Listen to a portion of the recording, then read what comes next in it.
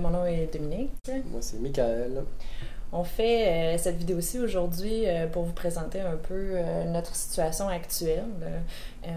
Toute cette situation-là a commencé en fait quand on est venu visiter la Maison Jaune. On cherchait une maison pour notre nouvelle famille.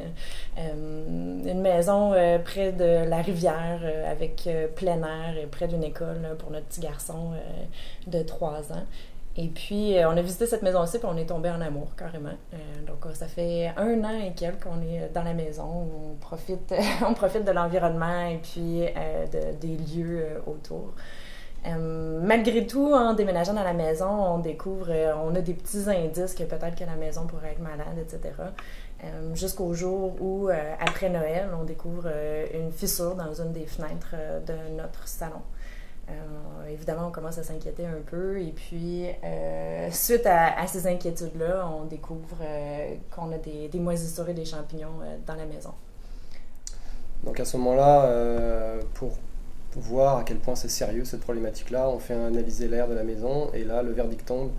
C'est la mérule pleureuse qui s'est invitée chez nous. Ça s'appelle aussi le cancer du bâtiment parce qu'en fait, c'est un champignon qui s'attaque aux maisons, qui s'attaque au bois, qui l'affaiblit et qui fait qu'il n'y a plus rien à faire avec les maisons dans certains cas. Il semble que ce soit le nôtre, considérant l'ampleur des dégâts ici. Donc on découvre en fait aujourd'hui que c'est quoi ce cauchemar. On découvre aussi ce que vivent les sinistrés parce qu'on n'est pas tout seul au Québec à vivre cette réalité-là. On se rend compte qu'il n'y a pas beaucoup de support non plus de la part du gouvernement, il n'y a pas beaucoup de ressources qui nous permettent de sortir la tête de l'eau. On se rend compte aujourd'hui que notre maison risque d'être démolie.